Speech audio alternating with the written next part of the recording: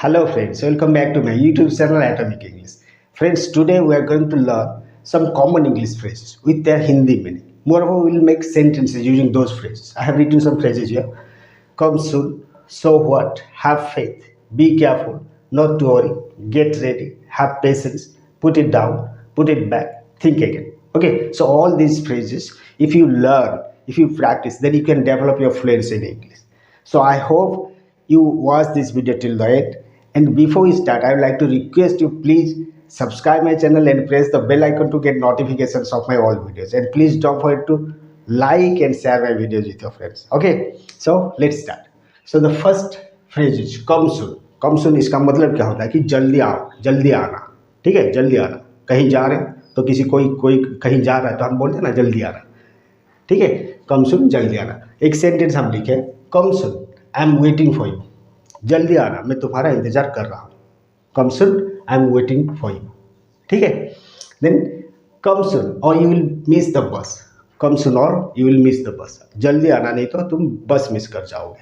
ठीक है, अगर कहीं जाना है किसी को जल्दी आने के लिए बोलोगे, ठीक है, तो आप बोलोगे ना कम सुन और you will miss the bus. जल्दी आना नहीं तो बस मिस कर जाओगे. ठीक है, बस छूट जाएगी. Then so what. So what मतलब हम कहते हैं ना कभी कभी तो क्या हुआ, तो क्या हुआ. ठीक है, एक सेंटेंस हम लिखे हैं so what if no one recognises you. तो क्या हुआ अगर कोई तुमको पहचानता नहीं है ना. So what if no one recognises you. Keep doing your work. तुम अपना काम करते जाओ. Keep doing your work. ठीक है, आपको कोई पहचाने ना पहचाने कोई बड़ी बात नहीं है. आप अपना काम करते जाओ. ठीक है, हम होता है ना कभी नहीं हम वहाँ नहीं जाएंगे, हमको कोई नहीं पहचानता तो नहीं पहचानता. आपको जाना है, आपका काम करना है. You have to go there and you have to do your work. Doesn't matter whether someone recognizes you or not. ठीक है, कोई पहचाने या ना पहचाने कोई दिक्कत नहीं. तो हम ऐसे बोलेंगे so what if no one recognizes you. तो क्या हुआ अगर आपको कोई नहीं पहचानता. Keep doing your work. आप अपना काम करते जाओ. ठीक है. देन और एक सेंटेंस हम लिखे so what if I fail the exam. I study harder for the next one. अगर कभी एग्जाम में अगर हम लोग का गलती हो जाता है, हम फेल हो जाते हैं तो बोलते हैं ना लोग तुम फेल हो गए, ये हो गया सो हो गया. तो हम तो बोलते तो क्या हुआ next time I will try. अगले समय नेक्स्ट एग्जाम हम ट्राई करेंगे, उसमें और ज़्यादा बेहतर परफॉर्म करेंगे. ठीक है, तो हम कह सकते हैं so what if I fail the exam. क्या हुआ मैं अगर एग्जाम में फेल हो गया तो I study hard for the next one. में जो नेक्स्ट एग्जाम जो आएगा उसके लिए मैं और बेहतर परफॉर्म करूँगा, बेहतर हार्ड वर्क करूँगा. ठीक है. So what if I fail the exam I study harder for the next one. Okay. Then this one have faith and be careful. Okay, तो उसके बाद आ गया हैव फेथ. ठीक है, हैव फेथ का मतलब क्या होता है ना, भरोसा रखो, विश्वास रखो. ठीक है, तो वो सेंटेंस हम लिखे have faith in yourself. You are capable of achieving great things. अपने ऊपर भरोसा रखो, अपने ऊपर विश्वास रखो.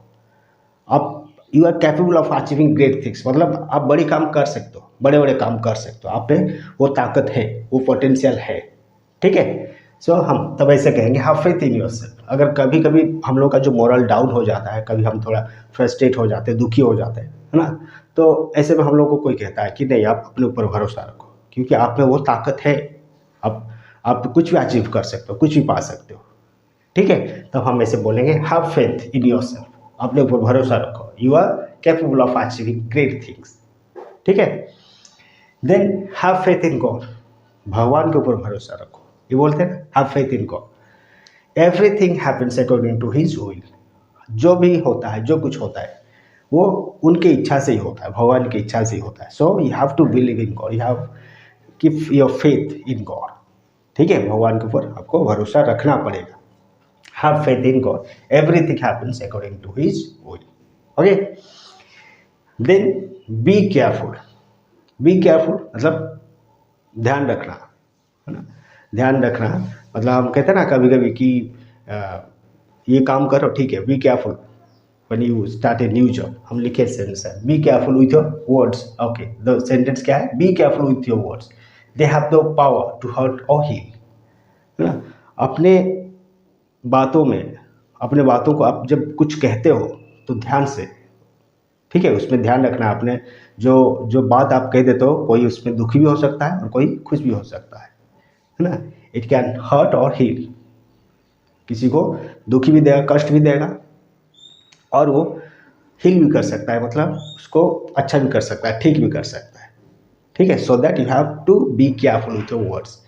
सो be careful with your words, they have the power to hurt और heal. Okay, then be careful crossing the road, the traffic is heavy.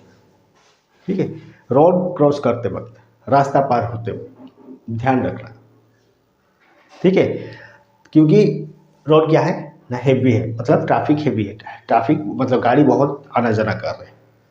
ठीक है, so that you have to be careful when you cross the road. Okay, so now get ready and have patience, get ready and have patience. Okay, not to worry, not to worry का मतलब क्या होता है ना, कोई चिंता नहीं, चिंता करने की बात नहीं। ठीक है, मतलब कोई दिक्कत है, कोई प्रॉब्लम नहीं, ऐसे बोलते ना, तो हम कहेंगे नॉट टू वरी। तो उसका सेंटेंस क्या है, not to worry everything will turn out fine in the end. Not to worry मतलब चिंता करने की बात नहीं है, सब कुछ अंत में सब कुछ ठीक हो जाए। Everything will turn out fine in the end. Okay, not to worry everything will turn out fine in the end. ठीक है, मतलब अंत में सब कुछ ठीक हो जाए, चिंता मत करो, है ना, पेशेंस रखो, ऐसे बोलते ना। Then not to worry I will take care of it, है ना। तो अगर हम कहीं जाते हैं, हमारे फैमिली में जो होते हैं बोलते हैं कि ध्यान से ये ये जो सामान है ध्यान से रखना इसको। ठीक है, तो हम बोलेंगे तब क्या बोलेंगे, not to worry I will take care of it, मैं इसका ध्यान रखूंगा, ये सामान जो सामान है उसका ध्यान रखूंगा। ठीक है, not to worry I will take care of it. Okay, then this one get ready, get ready मतलब तैयार हो जाओ। Get ready, the show is about to start, तैयार हो जाओ, शो स्टार्ट होने वाला है ना, पिक्चर स्टार्ट होने वाला है।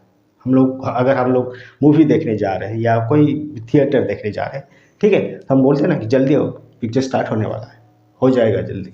ठीक है, तो get ready, the show is about to start. Okay, then get ready, it's almost time to leave, get ready it's almost time to leave. अगर कहीं जाने कहीं अगर हम कहीं पर हैं, ठीक है, और वहाँ से हमको मतलब निकलना है, टाइम हो गया, तो हम तब क्या बोलेंगे, किसी को बोलेंगे ऐसे कि get ready it's almost time to leave, जल्दी तैयार हो जाए, टाइम हो गया यहाँ से जाने का। ठीक है, get ready it's almost time to leave. Okay, now have patience and put it down. Then have patience, have patience इसका मतलब क्या होता है ना, धैर्य रखो। ठीक है, धैर्य रखो। तो सेंटेंस है have patience, it takes time to recover, थोड़ा धैर्य रखो, ठीक, धीरज रखो, क्योंकि समय लगता है ठीक होने में। अगर कुछ बीमारी वगैरह हो जाता है, थोड़ा हम अधैर्य हो जाते हैं, ठीक है, हम लोग थोड़ा मतलब पेशेंस खो देते हैं, तो हम क्या बोलेंगे, हैव पेशेंस, धैर्य रखो। It takes time to recover मतलब ये ठीक होने में थोड़ा टाइम लगता है। ठीक है, so that you have to keep patience.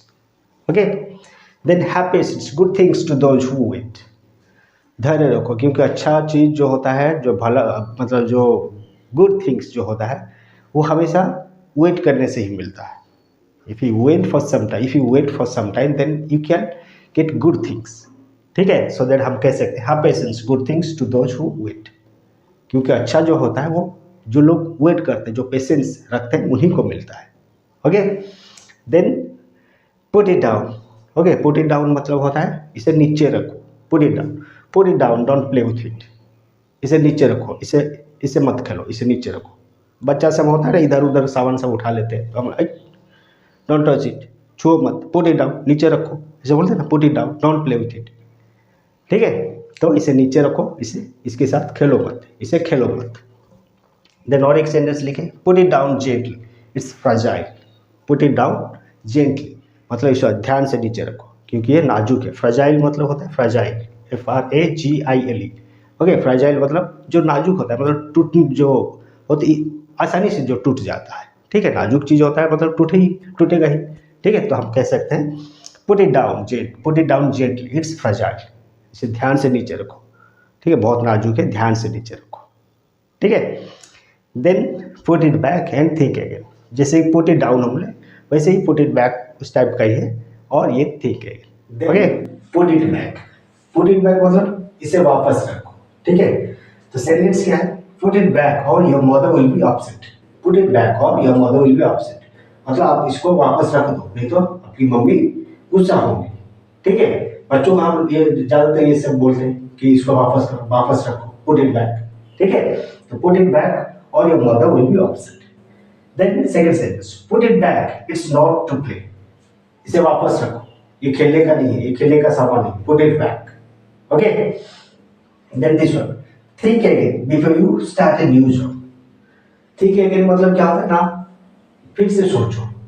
ये कब कहते हैं, अगर हम कुछ काम स्टार्ट करना चाहते हैं, ठीक है, वो सही है या गलत है, अगर ये सब चीज अगर जानना है ना, तो हम किसी को बोलते हैं कि नहीं फिर से सोचो, आप अगर नया कुछ काम आप स्टार्ट करना चाहते हो देन थिंक अगेन, फिर से सोचो, ठीक है। तो हम बोलेंगे think again before you start a new job, थिंक again before you join a new office. नया ऑफिस ज्वाइन करने से पहले आप फिर से सोचो, ठीक है, जो पुराना वाला है वो सही है था या जो नया ज्वाइन कर वो सही है, वो सब चीज आपको सोचना है, दोबारा सोचना है, ये हम बोलते हैं, ठीक है। And this one, before you make decision think again about the consequences. Before you make decision think again about the consequences, मतलब कोई भी डिसीजन लेने से, कोई भी निर्णय लेने से पहले आप उसे सोचो, उसके कॉन्सिक्वेंसेज के बारे में, उसके परिणामों के बारे में सोचो, ठीक है, उसके परिणामों के बारे में फिर से सोचो।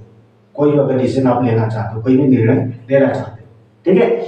तो ये था आपका 10 फ्रेजेस, बहुत इंपॉर्टेंट फ्रेजेस है ये सब, और ये हम रेगुलर अपनी लाइफ में यूज करते हैं, ठीक है। सो आज का क्लास इतना था।